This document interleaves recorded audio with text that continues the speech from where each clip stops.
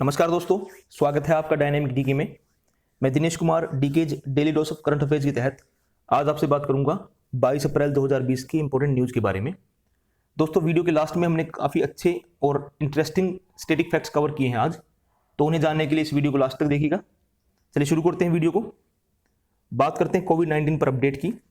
देश में पिछले 24 घंटों में कुल 1336 लोग इससे इन्फेक्टेड हुए हैं और इससे देश में इन्फेक्टेड लोगों की संख्या बढ़कर 18,601 हो गई है। 3,252 लोग इससे अब तक ठीक हो चुके हैं और 590 लोगों की इससे अब तक डेथ हुई है। हमारे मिनिस्ट्री ऑफ हेल्थ के अधिकारी ने बताया कि देश में कोरोना मरीजों के ठीक होने की जो रेट है वो लगभग 17.5% है। उसके अलावा 23 राज्यों और केंद्र शासित प्रदेशों के 61 जिलों में पिछले 14 दिनों में कोरोना का कोई नया मामला सामने नहीं आया है। तो अच्छी बात है कि बहुत सारे राज्यों में और जिलों में नए मामले सामने नहीं आ रहे हैं। अपडेट देखते हैं आईसीएमआर से। देश में अब तक कोरोना की 4,59,000 जांच जो है टेस्टिंग हो चुकी हैं। उसके अलावा टेस्ट में कुछ कमियों के चलते राज्यों से कहा गया कि वे रैपिड एंटीबॉडी टेस्ट किट जो है उनका इस्तेमाल 2 दिन तक ना करें। 2 दिन के बाद आईसीएमआर जो होगी वो एक एडवाइजरी जारी करेगी, जिसके बाद बताया जाएगा कि इसको इस्तेमाल करना है कि नहीं करना है। दोस्तों, जो रैपिड एंटीबॉडी टेस्ट किट जो थी उसके रिजल्ट्स में कुछ कमियां आ रही थी, जिसके चलते आईसीएमआर ने राज्यों को उसको यूज ना करने के लिए कहा है। बात करते हैं वेस्ट बंगाल की। हमारी सेंट्रल गवर्नमेंट ने लॉकडाउन की अनुपालन की जो ग्राउंड लेवल सिचुएशन को जानने के लिए 6 टीमें महाराष्ट्र, राजस्थान, मध्य प्रदेश और वेस्ट बंगाल में भेजी थी। ये जो टीम है ये महाराष्ट्र,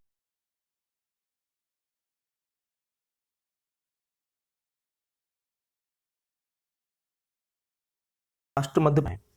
लोकल जो एडमिनिस्ट्रेशन है उन द्वारा इन टीमों को जो इलाकों की विजिट करने से रोका जा रहा है।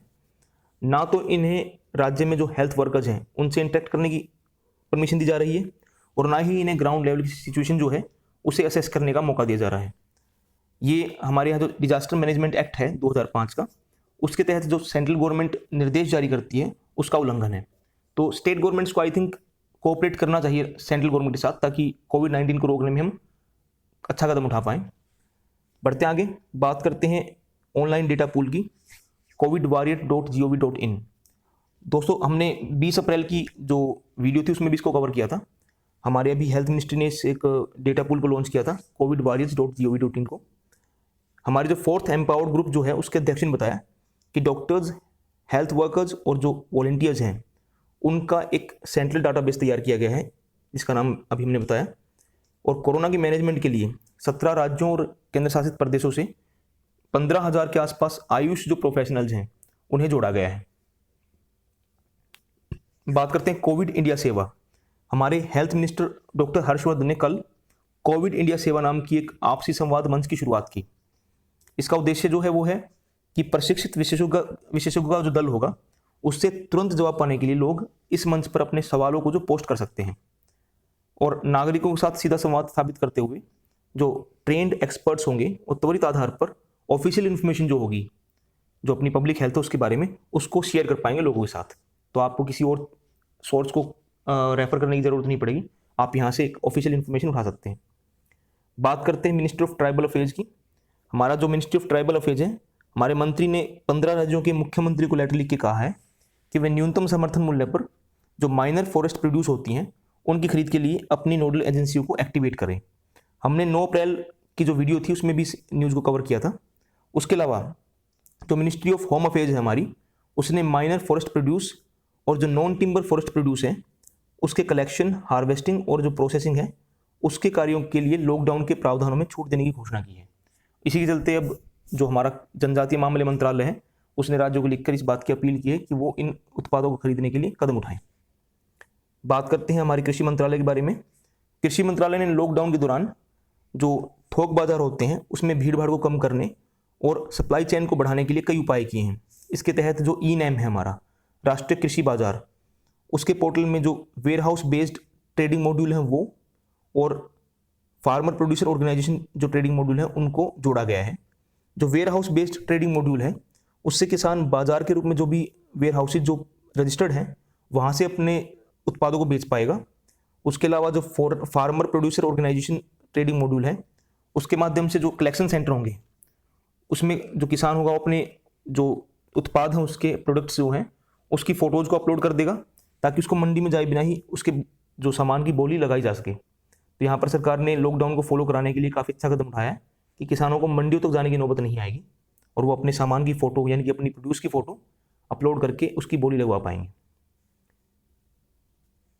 बात करते हैं संसद भवन में कल वीडियो कॉन्फ्रेंसिंग के माध्यम से राज्य विधानसभाओं के जो प्रिजाइडिंग ऑफिसर होते हैं, पीठासीन अधिकारी, उनके साथ चर्चा में हमारे लोकसभा अध्यक्ष श्री ओम बिरला ने विधायी और आर्थिक कार्यों में डिजिटल जो टेक्नोलॉजी है उसके व्यापक प्रयोग की संभावनाओं का पता लगाने की अपील की।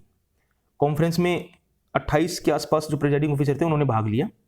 श्री बिरला ने कहा कि भारत ने कई देशों को दवाओं और अन्य जरूरी उपकरणों की यथासंभव मदद करके वसुधैव कुटुंबकम की जो हमारी इंडियन फिलोसफी है उसको चरितार्थ किया है।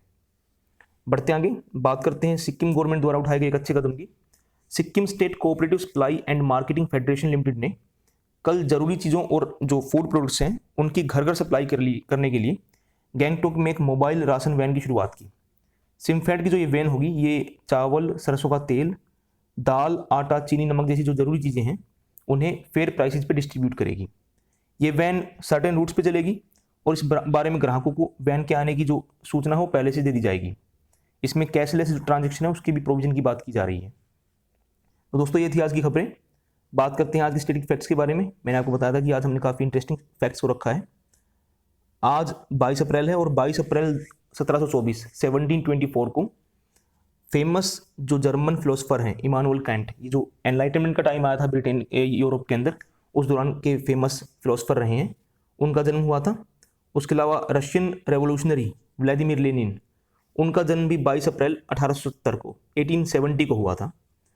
22 अप्रैल 1969 यानी कि 1969 को अमेरिका के ह्यूस्टन शहर में दुनिया का पहला टोटल आई ट्रांसप्लांट हुआ था।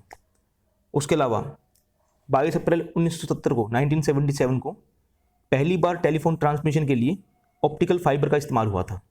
दोस्तों हमें पता है कि जो फाइबर ऑप्टिक टेक्नोलॉजी है वो काफ़ी महत्वपूर्ण है ग्लोबल कम्युनिकेशंस के मामले में। हमारे जो संयुक्त राज्य अमेरिका है, यूनाइटेड स्टेट्स ऑफ अमेरिका, उसके 37वें जो राष्ट्रपति हैं रिचर्ड निक्सन, उनकी डेथ भी 22 अप्रैल 1994 को हुई थी। उसके अलावा बात करते हैं आज की डे की। 22 अप्रैल को हम अर्थ डे मनाते हैं और ये 1970 से मनाया जा रहा है, 1970 से इसको हम मनाते आ रहे हैं। इस साल की थीम इसकी है क्लाइमेट एक्शन और अर्थ डे वाले दिन ही 22 अप्रैल 2016 को फेमस पेरिस एग्रीमेंट पर अमेरिका और चीन के अलावा लगभग 120 देशों ने साइन किए थे। इस समझौते ने 1997 की जो क्योटो प्रोटोकॉल थी उसका स्थान लिया था। तो क्लाइमेट चेंज पे काफ़ी बड़ी प्रोटोकॉल मानी जाती है पेरिस एग्रीमेंट। इससे पहले क्योटो प्रोटोकॉल को माना जाता था, अब हमारे यहाँ पे पेरिस एग्रीमेंट है। तो दोस्तों ये थे आज के स्टैटिक फैक्ट्स। मुझे उम्मीद है कि वीडियो पसंद आया होगा आपको। अगर आपको वीडियो पसंद आया तो उसको लाइक कीजिए, मेरे चैनल को सब्सक्राइब कीजिए, अपने साथी के साथ इस वीडियो को शेयर करना मत भूलिएगा and please don't forget to press the bell icon. Thank you दोस्तों, बाय।